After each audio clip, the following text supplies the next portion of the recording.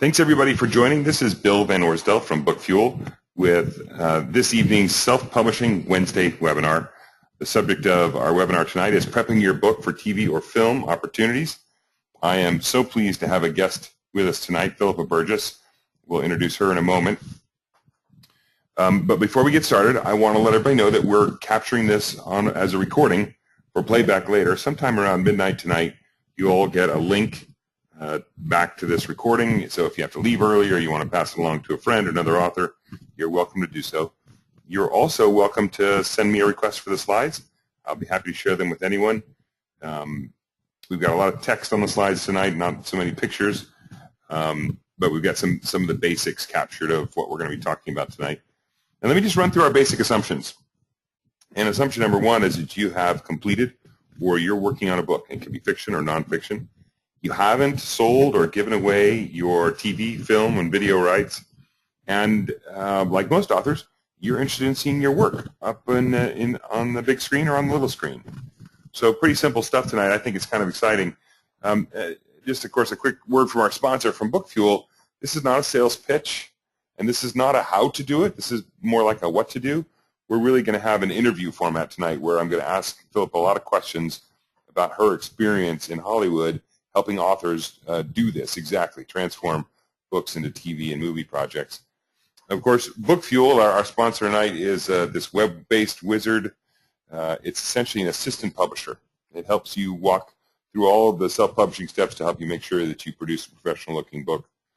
And that's all I'm going to say about it tonight. It's still in beta. You can check it out at bookfuel.com. Helping writers become successful authors is our #1 priority. And so that's why I'd like to share my email address, my phone number. If you want to call me with questions, you're welcome to do so at any time, and I'll do my best to answer them or to get you a good answer. And of course, I want to introduce Philippa. Philippa, when we did our talk this morning, I don't think I did a great job of introducing you. I'd like for you to sort of give us a little sense of your background and your passion for this topic. Oh, my background. I'm just going to speak to this. I was in some meetings this afternoon, and my place of origin really came up. My parents are British, and so I'm definitely very first-generation American. And they came here in '72, and I was born in '74. And then in the early '90s, I found myself, in high school. My dad I grew up in New York, New Jersey, and I was fascinated by all things media. I love television. I love movies. I love books. I love magazines. And I love businesses, just seeing sort of them pop up and grow and become part of culture and public consciousness. And I love celebrity. I love it all. I was fascinated by it. And so very early on, I'm probably in my freshman year, I remember like Rob Reiner was shooting a movie in my town, and I had to go kind of check out the set. And by the time my dad got remarried and moved into New York City, and so pretty much by the time I was 15, I started working as a production assistant on commercials, and I worked for ABC. I got my first TV credit at 15 for an ABC after-school special as a production assistant, and then I started working for commercials and post-production house. And pretty much by the time I was 16, everybody was like, "Okay, you run this town. Given what my interests and my passions were, they're like, maybe you want to go to LA." And so I was a heat-seeking missile, and I recommend that everybody here be as well. For anybody who had been in and around entertainment, who had gone to USC, who had lived in LA, and I decided, I'd read every book, and it said, go to USC. And I mean, obviously, I was still forming my life, and I had that opportunity.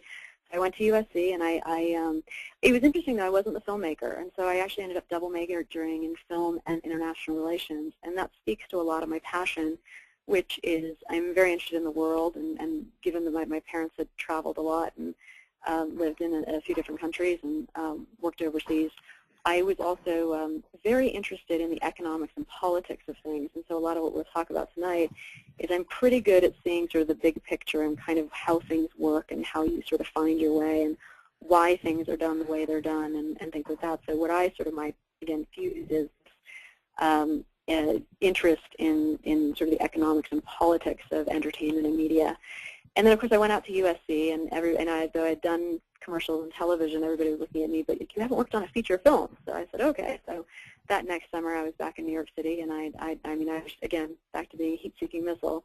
found my way, and it was really at that time like, who knows somebody who knows somebody who knows somebody who can get me a job working for Ron Howard. And so I spent a summer, I got a job on a movie called The Paper, and I worked for Ron Howard that summer, and that was a really fantastic experience.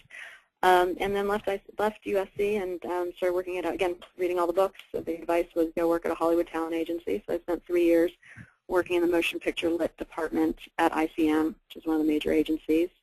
And then from there went into literary management, where we represented writers and directors, and worked with a lot of authors in bringing their books to film and television, and also ended up working with a lot of authors with marketing and building their platforms. And because I was so passionate and deeply involved in media, social media was just so natural to me and just kind of just an obvious thing, and ended up doing a lot of social media consulting and brand building for businesses, and yeah, just kind of that, and then, you know, eventually started working for technology companies and advertising, and then decided that the world was kind of going in a different direction, and I kind of up and moved my life to Colorado, and next thing I know, I was right back in film and television publishing, and I was like, oh, well, I guess you learn the lesson wherever you go. There you are. Fantastic, and you know, that's a great story, a great origin story, and you know, I really like the idea that you spent a decade helping authors get their projects into production. I think that's cool stuff. Now, we're in an hour. We are not going to have time to discuss everything. Now, I understand you're writing a book and you've got a working title, Realize Your Big Screen Dreams. We're going to work through some of that material tonight, but you know, I'll say this, and you can add to it if you'd like, Philippa, that if you go to Philippa's website, philippaburgess.com, you can sign up. She's willing to read your material, to work with you, but I think you've got a limited capacity to do that because it's not your main deal, is it? No, but I'm regularly, you know, a couple people have sort of said, how much does it cost for your time? And I'm more than like I said, I basically charge $150. I'll read anything, and it's a session, you know, in advance of our meeting, and it's a session to just, you know, look at what you've got, where it would fit, and you know what a strategy is for moving forward. So but the reality is I can do about one of those a week, given you know all the other things I have on my plate right now. Although I have had such a busy day, I've actually been in production meetings on a documentary that I'm working on today, and actually another TV show that I was just kind of recruited by someone else down the hall to be like, we want you to work on our show. But I haven't even set that up yet, but I do promise that it will be. But yeah, if you guys can find me on Twitter and LinkedIn and all the rest of it, if you are interested in anything, you know, in getting my perspective, but also, you know, guide you to a ton of other resources that can also be helpful to you as well. And I just commend you for being here today and expressing your interest, and you know, again, being open to the possibility. I want to say a lot of people, there's a randomness that I think people associate with Hollywood, but at the same time, to me, there's a logical structure to it as well, and there is a path that, to me, you know, like I said, you start leaning in, and it starts revealing itself to you in terms of what you need to do next. Yep. All right. So you know, on all of these presentations, I like to start with the key points, because I know most audiences, they'll sort of pay attention for the first 5 minutes, then they'll drift off. Then when you tell them it's almost over, they'll pay attention again. So I'm going to start with our conclusion, and then we'll drill into detail on these. The TV and film industry has changed a lot. I mean, we think here in the publishing industry that things have changed rapidly. There's been a lot of turmoil, a lot of changing of the flow of the money. Well, that's happened to an even greater degree and earlier in the film and TV industry, and we'll have Philippa give us a little bit of a background on that.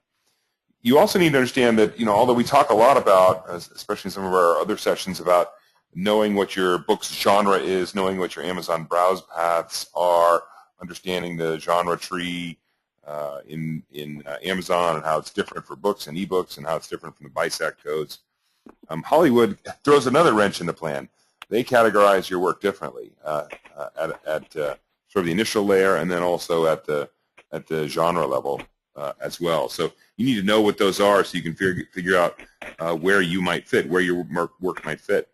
Then also we're going to touch on, you know, there are 3 key reasons why a producer or a studio is going to buy your work. And you got to understand what those are, and again, position yourself as a brand, position your work as a brand to tap into those.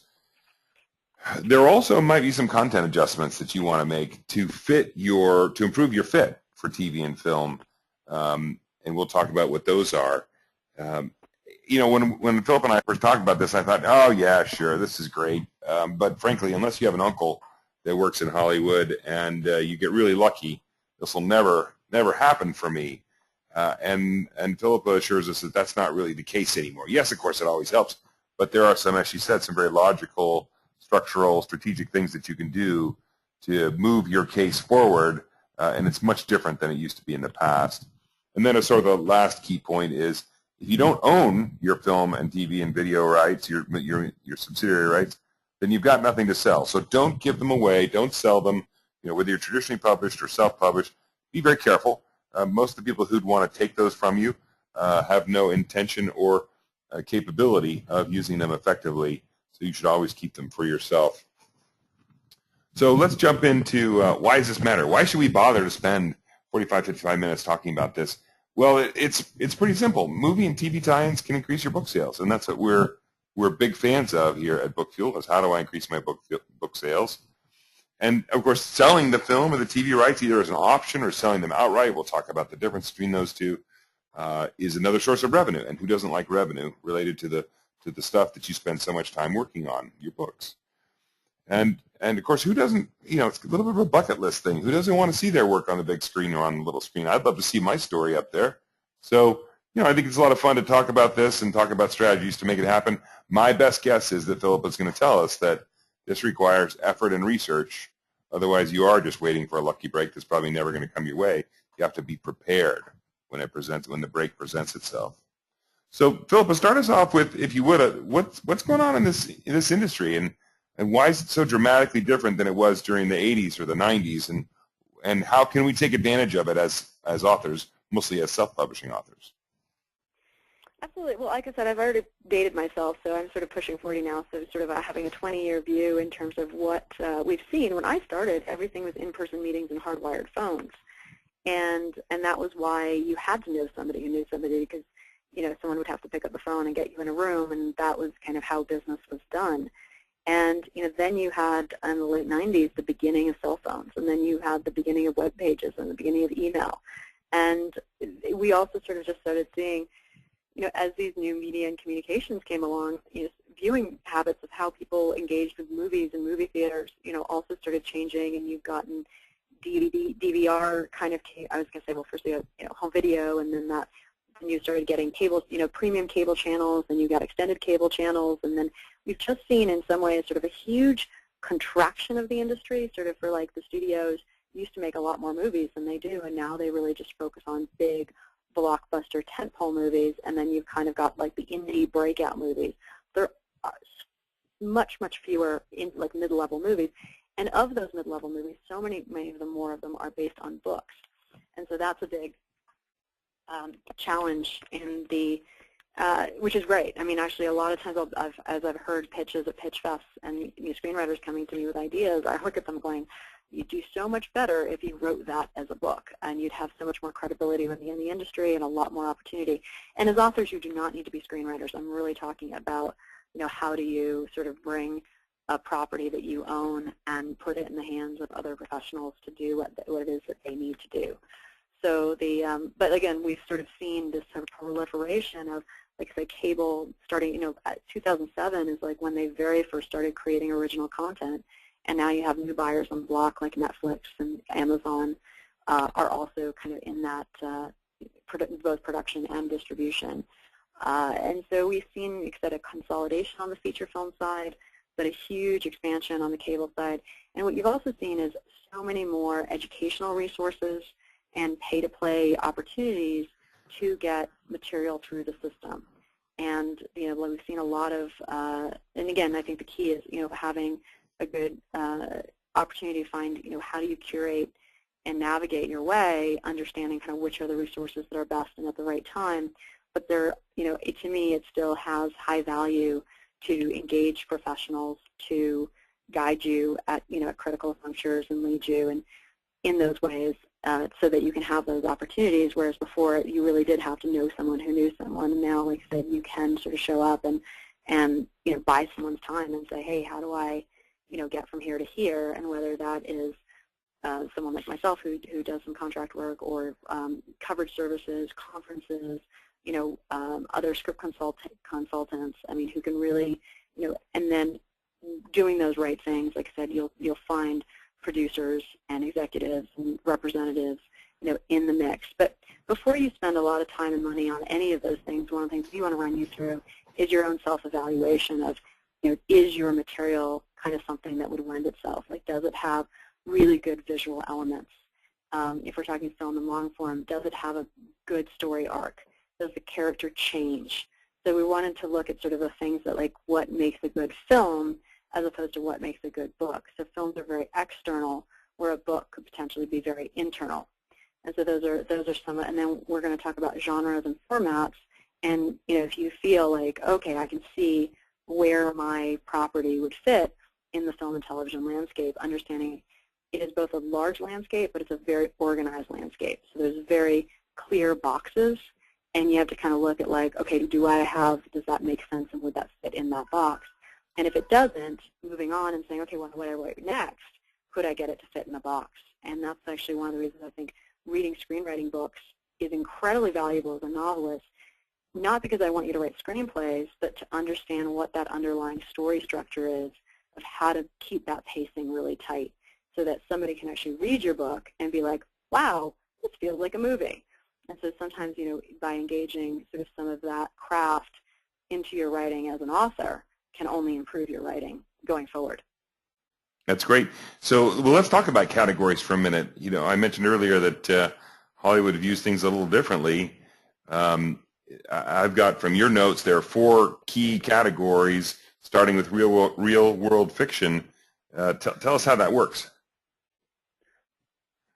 What are some examples of real world fiction? So how would I know if my book fits in the real world fiction category versus the fantasy or animated? Or yeah, so real quick, so you're either writing something that's fiction or nonfiction, and if you're writing something that's fiction, you're either writing something that's based on rules of the real world. So real characters in the real world. It can be period, it can be present day, but it's just based, I mean, sometimes it can have one magical element, like a movie like Big, but for the most part, it's real people in a world that we're all sort of familiar with. Where fantasy animated, there's many sort of magical elements. It could be animated, it could be future, it could be, there's all of these rules of the world that are outside of our normal experience. And you have to sort of define those rules and live into that. But and the reason I make that distinction is because I don't want you to think about, like, oh, I wrote a book, or I'm writing a movie, or I'm writing an article, but really think of it in terms of, putting it in this box and then understanding how many ways that it slices across different media. Like, it could be a book, it could be a T-shirt, it could be a short film, it could be a ride, a theme park ride at Universal, it could be, and you're going to find that, like, fantasy and animated fiction slices across a lot more media than your real world fiction. So in terms of, bigger marketability, Iron Man 3 has, I think they were saying, has made more money than all documentaries put together this past year. And so, when you're in that sort of fantasy animated, those tend to be the bigger movies, whereas, the real world fiction, are a bit smaller in just how they're kind of perceived. And then when you get into narrative nonfiction, then you're in the sort of the world of the true story that is being brought to, into a narrative form. And then you've got your general and prescriptive nonfiction, which is more of your experts, your how-to, and that tends to be a lot more of, like, some of the daytime TV formats. well, I'd be curious from our audience just where their books fit in the categories. I'm going to launch a little poll.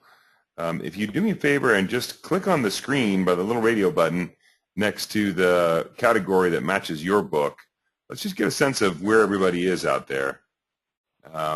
We've got some people that are familiar. They voted quickly. Some others might still be looking at the screen trying to figure out what to do. If you would just take your mouse and give us a vote there and let us know what category your book would fall in, whether it's real world fiction, narrative nonfiction, fantasy or animated, or prescriptive nonfiction. All right, I'll leave the poll open for 10 more seconds. For anyone who wants to vote.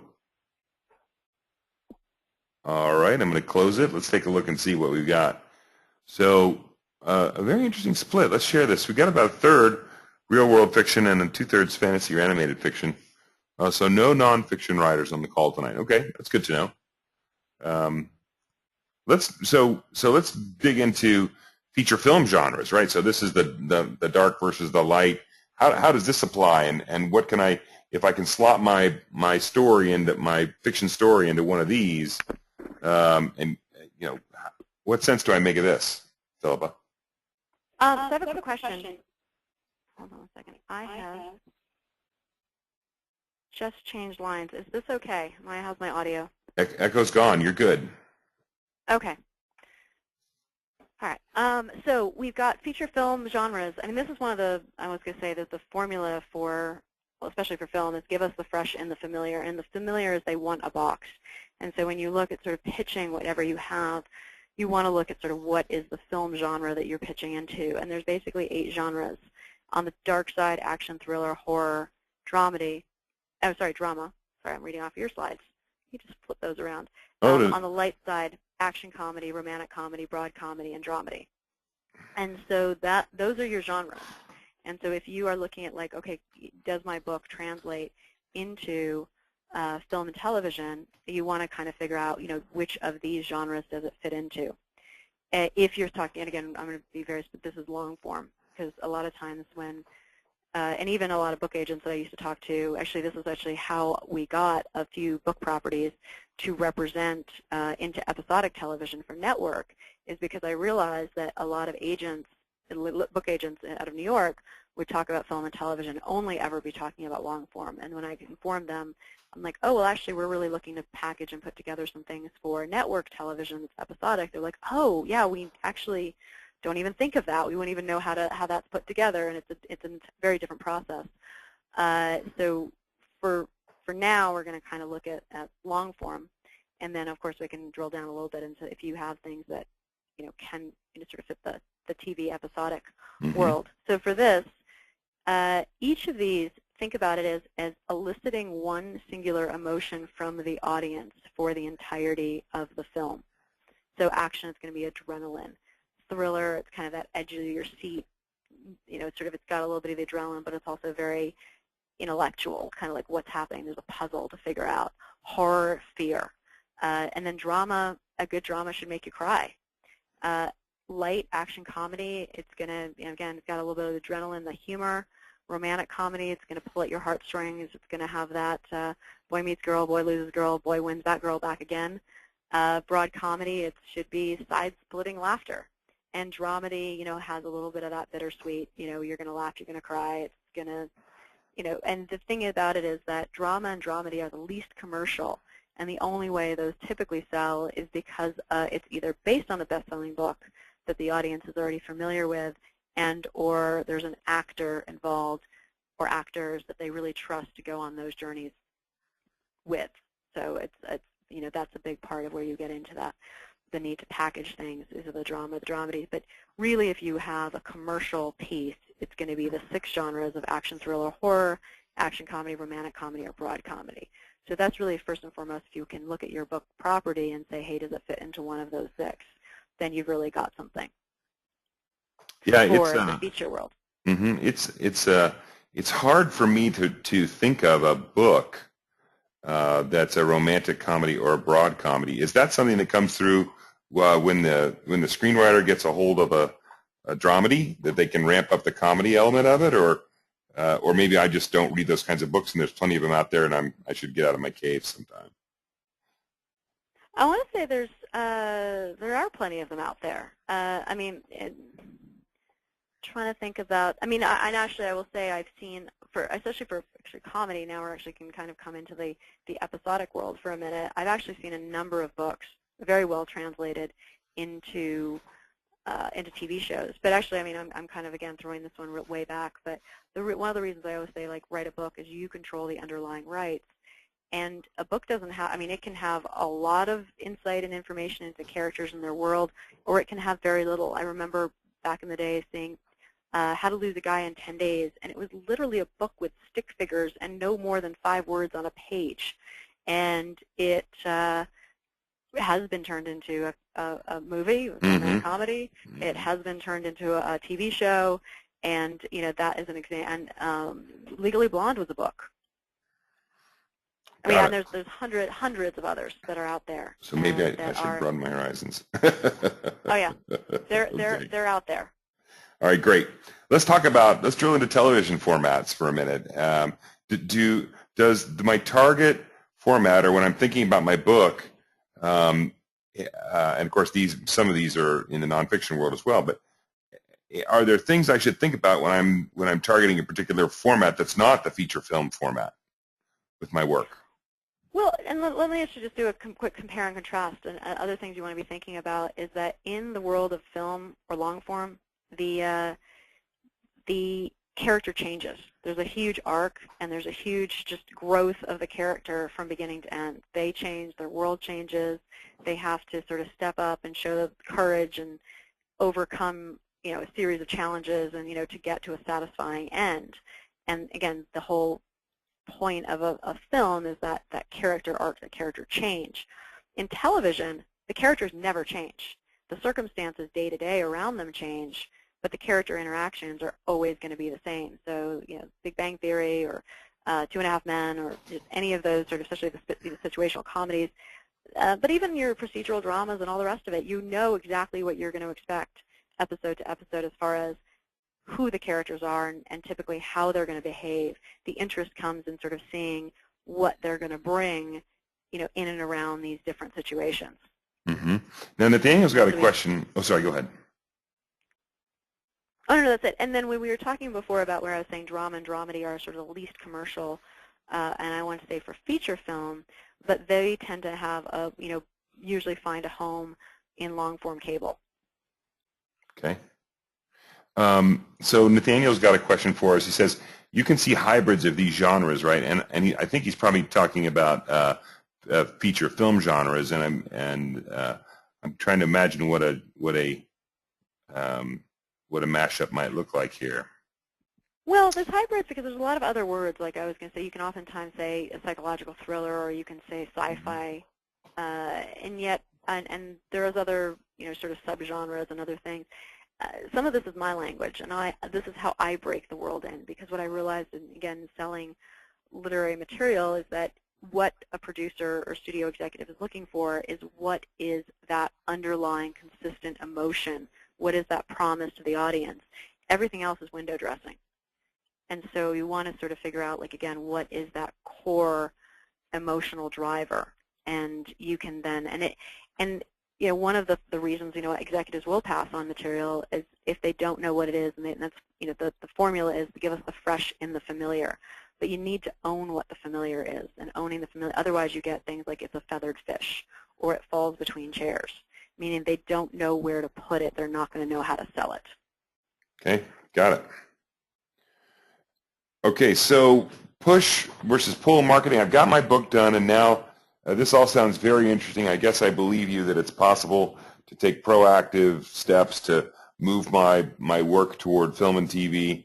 And I guess there's two ways to go about it. Maybe I want to do both, but you call it push marketing versus pull marketing of your work. Break those down for us.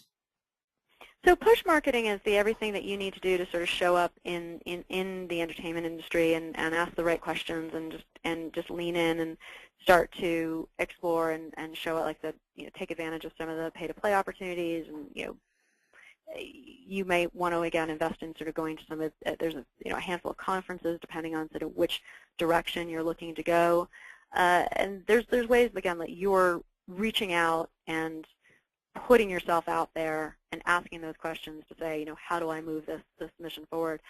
Pull marketing is just positioning yourself so they find you. When I was doing a workshop, one of the pieces that I was always taught was sort of leveraging the power of Hollywood publishing and publicity. And one of the workshop participants had a really incredible true story, and she had worked on putting her book together, and was also sort of had a foundation around the work that she was doing. And we were, had quite a bit of conversation around PR and how to get it and how to use it. And I think just in some ways it sort of opened her mind to what was possible. And again, there was a little bit of serendipity involved where somebody came to her with an opportunity to be interviewed for a magazine. And I think, again, having that awareness that this would be a good thing, she said yes. and got an incredible story written about her in People magazine. And People's formula is they look for sort of the ordinary in the extraordinary, which was her story, or they look for the extraordinary, like the celebrity, in the ordinary, so the celebrity in the grocery store. That's the formula for People. And based on that, producers at Lifetime saw her story, and they ended up turning it into the movie, Bringing Ashley Home. And again, she wasn't the screenwriter on it, but it was based on her true life story, and she had the underlying rights of her book. And so that's a way that she was able to sort of wave the flag and let producers come to her. Okay, so I think I understand. Push marketing is the get out of the house, visit some conferences, get a coverage service. You didn't mention that, but I'm going to guess we'll talk about that in a minute. Get a coverage service, maybe think about getting a script written on my own dime so that it's shoppable. But pull marketing is... No, don't write a script. You don't need a script. You don't need a script. I do recommend a treatment, and that's actually one of the shortcuts we can talk about coverage. Helps you get there because you're actually hiring someone else to kind of write the synopsis and give you some legitimate feedback in terms of what its real potential is in the marketplace. But no, don't worry about writing a script. That's this is not, unless you want to be a screenwriter, and that's a whole different conversation. But no, I do recommend writing a treatment, which is a synopsis of the book, so you can show somebody, and you yourself know to articulate, I see the movie in my book. I see what it is.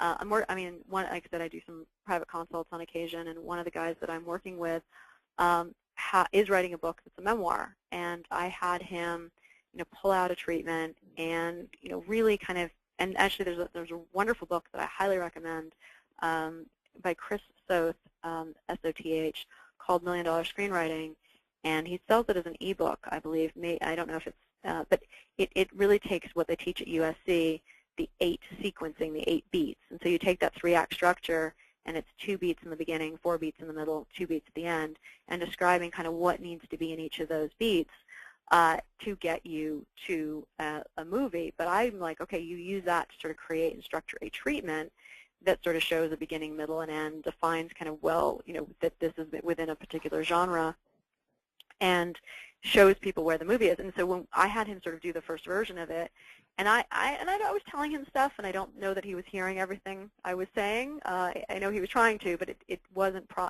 there was a point where I was like, let's send this for coverage. And we sent in the treatment that we wrote, and then he wanted to send the supporting chapters of the book just so they could sort of see the whole thing if they needed a little background material. And they came back and they said, this feels like a memoir. But they said, but it's begging to feel like a thriller. We want this to be a thriller. We want to kind of feel like this guy is not kind of complaining about his circumstances, but all of the ways in which he has been threatened and all of the stuff that's happened is real. And so we need to sort of see the cat and mouse thing, so not just from your perspective, but like build in sort of, who's pulling the strings, and that we could see this. And so he ended up coming back and rewriting the treatment to the point that it now is a thriller. And he fictionalized some pieces because that in order to make it a movie, it needed to no longer be a memoir. It really he needed to amp it up.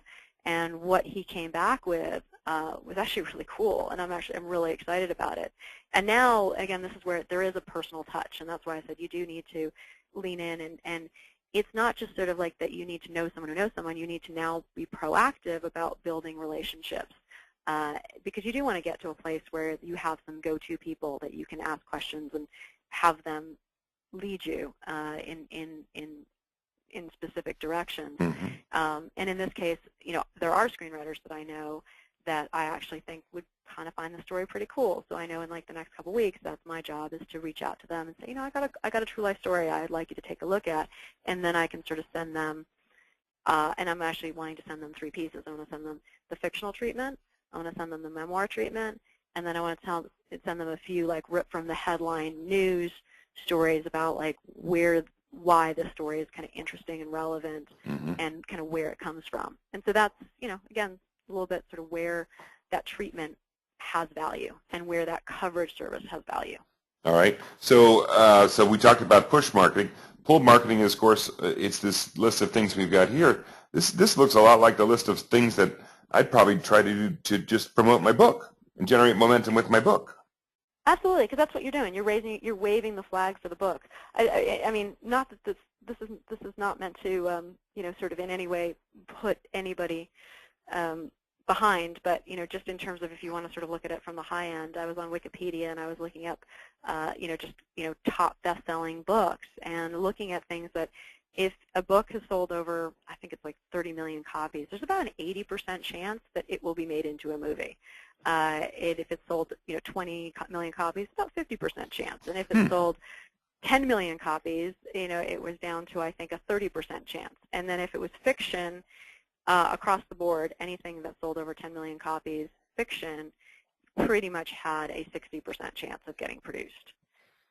So you exponentially increase your chances of having them find you by finding success and finding your fans and finding your audiences. And the reason is, if those seem like really big numbers, let's do the math for a minute. So if you self-publish a book and you invest $10,000 in getting professional editing and getting your interior design and getting a good cover design and other support services and great people like WaveCloud, and you can have that opportunity to have a good book that is ready for market. And if you were to sell that book at $10 a copy, you need to sell 1,000 copies to break even. Or let's say you sell it and you get $5 a copy, you need to sell 2 copies to break even. Mm-hmm. And so now let's bring those numbers into film. So if you have it costs $50 million to produce, it also means it costs another $50 million to market and distribute, kind of what they call P&A, print and advertising. And so now you're already at $100 million. Now, again, if the studio were to take $10 off of every ticket, which the reality is they take less, do the math. So you need 10 million people to go see that movie in order to break even. That's why they produce the books that have sold 10 million copies. Mm-hmm. They've already got word of mouth. Okay, so I talked earlier about content adjustments, and by the way, you just nailed screenplay. It's don't go pay someone to write your screenplay, although you might want to think about a treatment. And you just threw out some pretty big numbers, $50 million for a movie. So if I look at my book, how will I know if my book requires a giant budget to bring it to market? I mean, to turn it into a film. And is that good or bad? Yeah, okay, so, and this is where we just kind of say that the reality, like I said, I think a lot of people look at the film industry as being a really big industry and a little confusing, and like I don't even know where to begin or where to start. And I want to kind of demystify that and say it's actually a really small industry from the point of view of there are really only 7 studio buyers. Maybe there's that are, so you've got Warner Brothers, Paramount, Universal, Disney, Sony, thinking of, and then there's kind of the mid-list one, there's New Line, and then then you kind of come into sort of and then you've got the independents like the Weinstein Company, Miramax, and then you start getting into cable television, so that's the feature film side, and then you start getting into cable television, and you're selling to Lifetime, TNT, Hallmark, Disney Channel, National Geographic, and a handful of others. I mean, it's not that are out there producing the original programming. And so, and then if you're, again, looking at network television, you're CBS, Fox, ABC, NBC. So once you look at it in that way, there really aren't that many buyers. And so that's why I sort of said very specific, like, do you have what they want and what they're looking for? And if you do, then it's absolutely worth pursuing. Yes, there are hundreds, of producers who work for those networks, and there are thousands of people if you take in agents and managers and all of the other kind of players involved, and so suddenly it starts to look very big and very unstructured, and I don't know where to start. But once you start looking at kind of is what you have a $50 million plus movie, which does need to attract 10 million people to sort of break even, or do you have something that can be done for under 20 million, or done for under 10, or done for under 5? If your book can be made into a movie for under $5 million, the world opens up to you in terms of, like, you have so many more buyers, again, a lot of those cable buyers who are interested in your property, because that's what they look for. It's big ideas that can be done for a price. And so if you're saying, well, what makes a price, do you have a lot of international locations? Are you shutting down airports and freeways and stadiums to shoot your movie? Do you have a lot of CGI, a lot of effects? period pieces can be really expensive if you have to recreate architecture and cars and costumes and technology. Whereas like if period Western can be cheap because you're just like horses and cowboys and you don't, but if you're really, like I said, if the more elaborate of a time that needs to be created, like I remember The Age of Innocence, I mean that was an expensive movie, or those other movies about sort of early New York are not cheap to produce. If you're going to need a lot of A-list talent to sell it, that's, they come at a price. And so that's kind of, if you have animals and children, those are more expensive to produce with than if you've got, adults and interiors, can be a lot more inexpensive. So that's kind of, you have to kind of look at those and that's actually when we were saying real world fiction versus fantasy animated fiction. The fantasy animated can be a lot more expensive, whereas the real world fiction can often be done for a price. Got it. Yeah, so indoor shots, real world fiction, keep it contemporary. Yep. And that keeps my cost down. But I've got to have a good story and an arc, maybe arc and story arc in the character. Okay, so we've got about, I think, a little under 20 minutes to go. I want to respect everyone's time. Okay, so now let's talk about the insider track. How do I turn myself into an insider? How do I structure my pitch? What am I doing? What are what do I do here to move this thing forward? Well, and just one thing to just embrace is there's insiders and there's outsiders. I mean, there's people who have, already done, I mean, there's a hazing process for better or for worse, and there's people who have done their time in the industry, and they have, they have credits, and they have relationships, and they have representation, and they're able to do certain things and get things done a certain way because they can. And I think it's not about looking for the exceptions to say, well, he did it that way, why can't I do it that way? And it's like, well, he did it that way because, again, there's a certain trust and credibility that he has gained. I mean, if you look, if you're Charlie Kaufman, I mean, when he did the movie adaptation, that was actually a real writing assignment to adapt The Orchid Thief for Sony. And he failed. He failed miserably. But he already had the credibility with them that he was like, I'm going to make it into a movie about how difficult it can be to adapt a book, and just this whole story about the screenwriter. And it was a very self-reflexive, and and the executives kind of got it and said, oh, that's genius, good job, Charlie.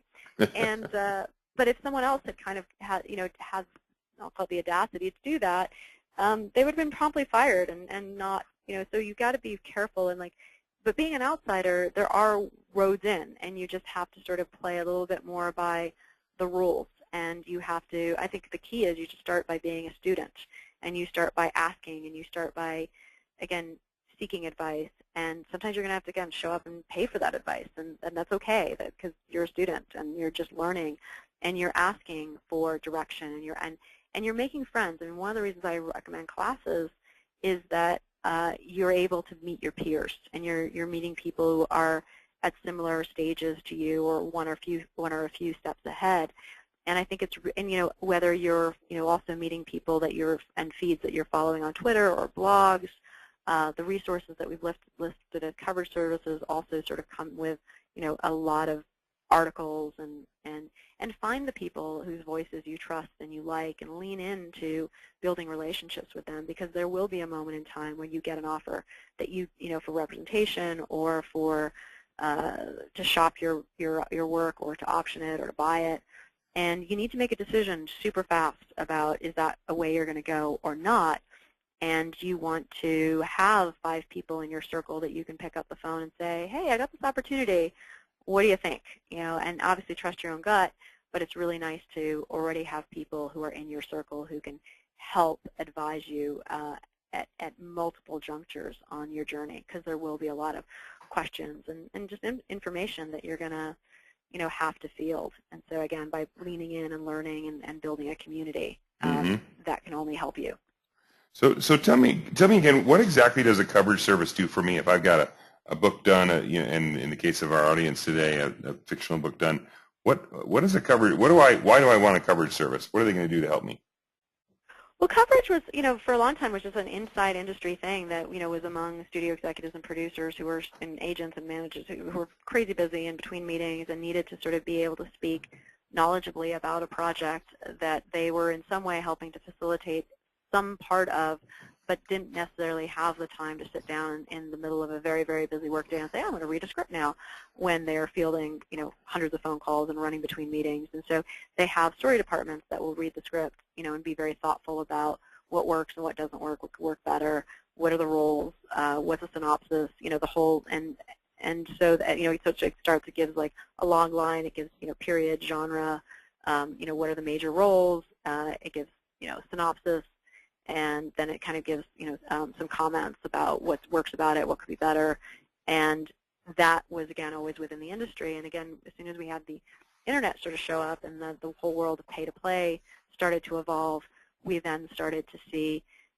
people say, hey, what if writers could get access to this, or especially writers that are looking to break into the system to really understand how their script or story or manuscript is being read by industry professionals and how they see that it would or wouldn't fit within the entertainment and media landscape. And so to me, that's actually one of the better pay-to-play services, rather than looking for somebody to ask, like, as a favor, oh, can you read this for me and give you your opinion, but like, who are they?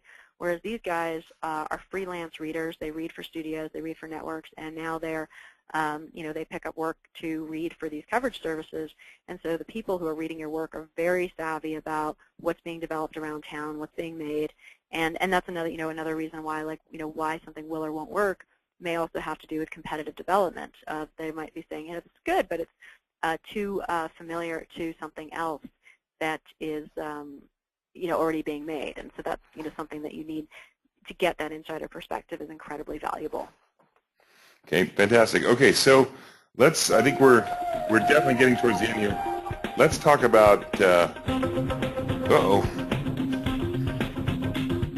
I think we got a hold problem, some hold music going there, Philippa.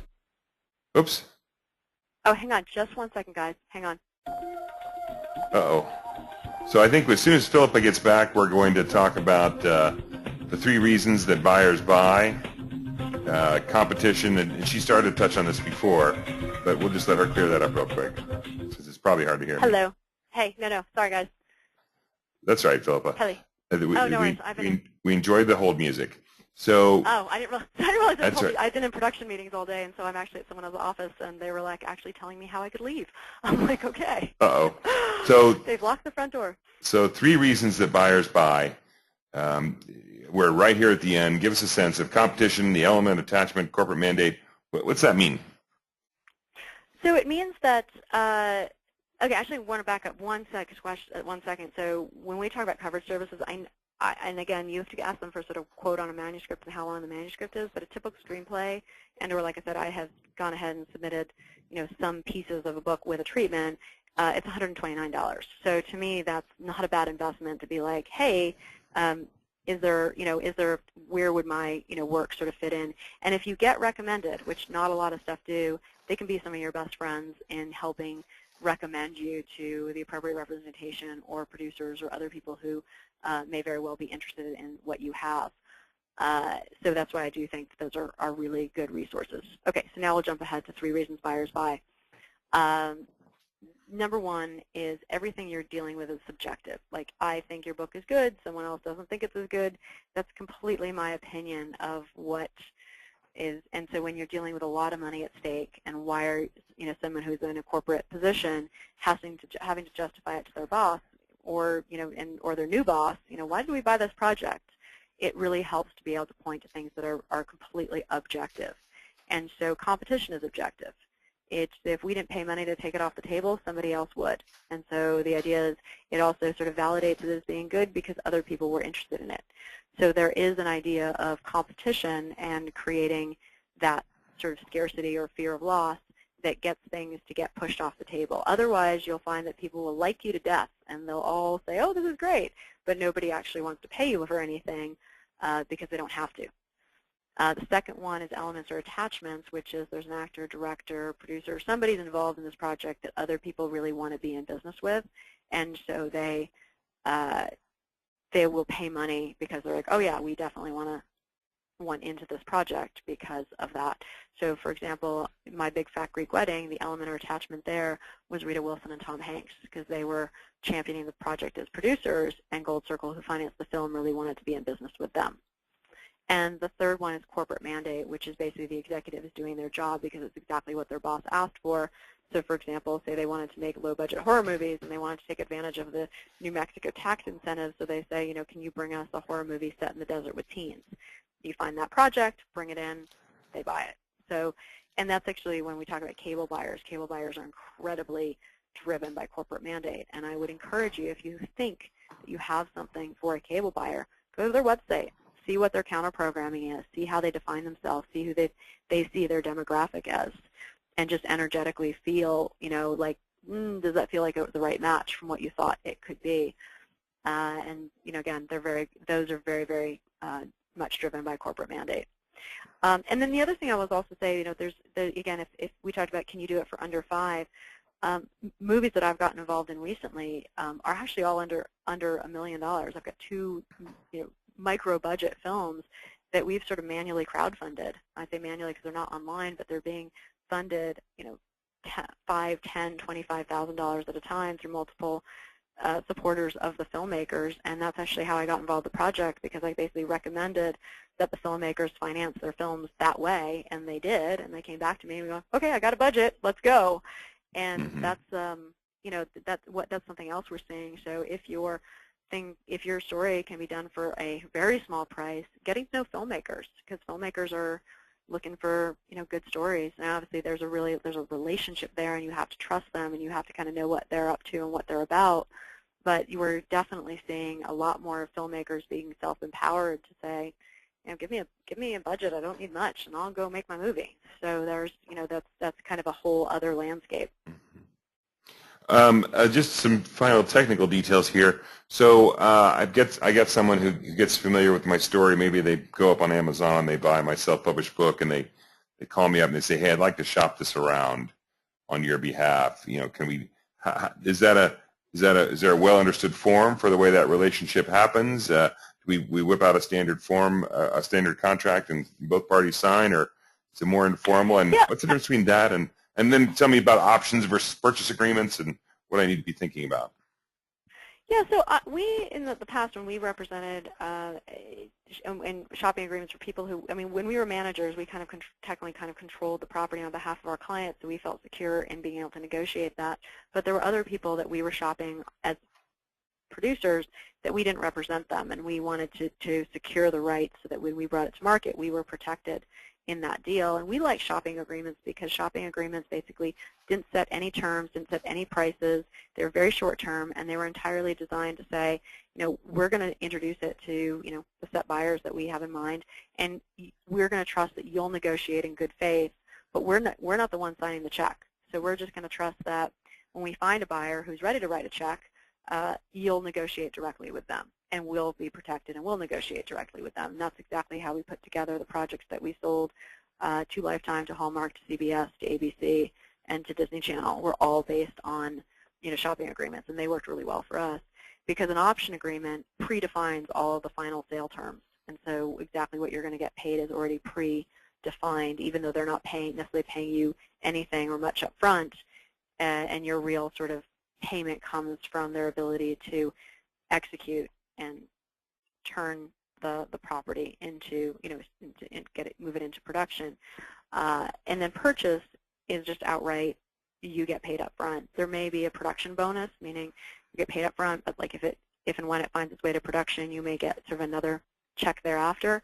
The problem I have, so that the issues you're going to deal with options and sales is that you're not going to like the amount of money an option offers you, and you'll very much like the amount of money a sale offers you. But where the rub is that with an option, you get the opportunity for it to return back to you, for you to find the next best home for it if it doesn't make its way to production. Whereas a sale, once they kind of have it, they own it, and they may never do anything with it. And there's no way for you to actually get it back. And so those are sort of things that need to be taken into consideration. You may be able to negotiate, and this is why having a good lawyer on your team, this is back to why I'm saying it's worth investing in finding your 5 people who you can call and say, hey, I got a question about, I've got an opportunity, do I pull the trigger and go forward, or is it something I should sort of say thanks but no thanks? And so like I said, that's why I feel like, showing up here is a great thing, and I invite you to, find your way into my circle, and, you'll find me on Twitter and LinkedIn and, other social. And I haven't really quite set up my blog yet, but I'm intending to, so I also welcome your questions, because if I can use that as a forum to answer them, that's cool. Again, you're welcome to have me consult with you. But again, I think the key is, find, and it doesn't have to be me, it can be anybody who you can sort of lean into and start building those relationships, because you will need them. And a cautionary note for us, when if I'm new to this, and it's been a lot of hard work, and I finally get a little nibble on the hook, what do I need to look out for? When do I walk away? What do I say? Wait a minute, this isn't right for me. Well, you want to follow your gut. Do follow your gut, and you want to find and work with people that you respect and you like. And obviously, there's a certain point, especially as an author, you're not the screenwriter. They may just sort of take it and run with it, and whatever kind of you may or may not sort of continue to have a relationship with them. But do you respect the type of work that they have done to date? Do you like their track record? Do you get a good feeling when you're talking to them? Do they do the things that they say they're going to do? Do you feel like you're being treated fairly? Do you feel like ethics are on the table?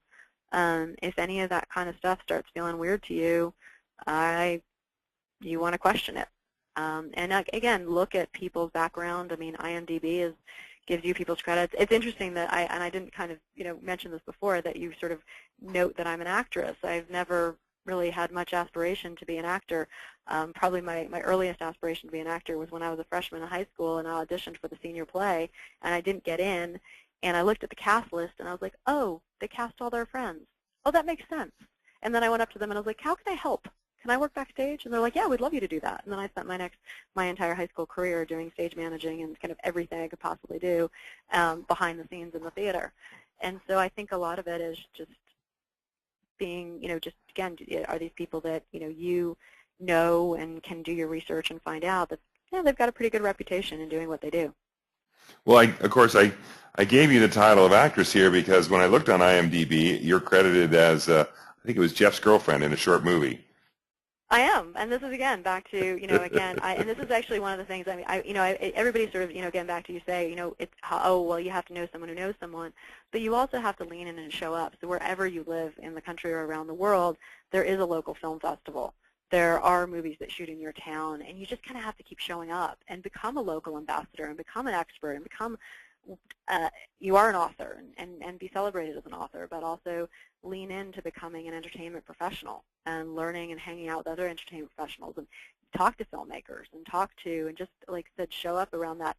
And so no, I had no other intention of being an actress except for I had friends who were shooting a short film and I was hanging out with them and they said, hey, do you want to be Jeff's girlfriend? And I said, sure. So that's where you never know kind of where. And again, like I said, when I relocated, it was not my intention to write books or to produce movies, and yet here I am because I had some filmmakers that I had met along the way and who I just kind of gave some advice to and said, hey, this is what you need to do to raise your budget, and they sort of said, okay, can we put you on payroll? I said, sure, and so there we are. And then I leaned into a little author circle and met a really fantastic, and that's actually how I met Bill, a woman who runs Author University, and she met me and she learned my background, and she said, oh, this is your book. And I actually ended up applying for a grant for the state of Colorado to write my book for authors about bringing your books to film and television, and got a grant from the state of Colorado to write it. Well, that's fantastic. I would encourage everybody who's got a serious interest in this to connect with Philippa, and I've got her website, of course, here on the bottom of this slide, philippaburgess.com. Thank you so much for joining us. This has been fantastic. Just a ton of tremendous information, really useful stuff. I think we've hit our limit. If anyone wants to throw a last-minute question up in the question box, we can take a shot at answering it. But thank you, everybody. Thank you so much for joining us tonight. We really appreciate it. And thank you, Philippa, as well. Absolutely, and thank you for having me. Have a great evening, everyone, and we'll see you again in a couple of weeks with our next webinar. Thanks.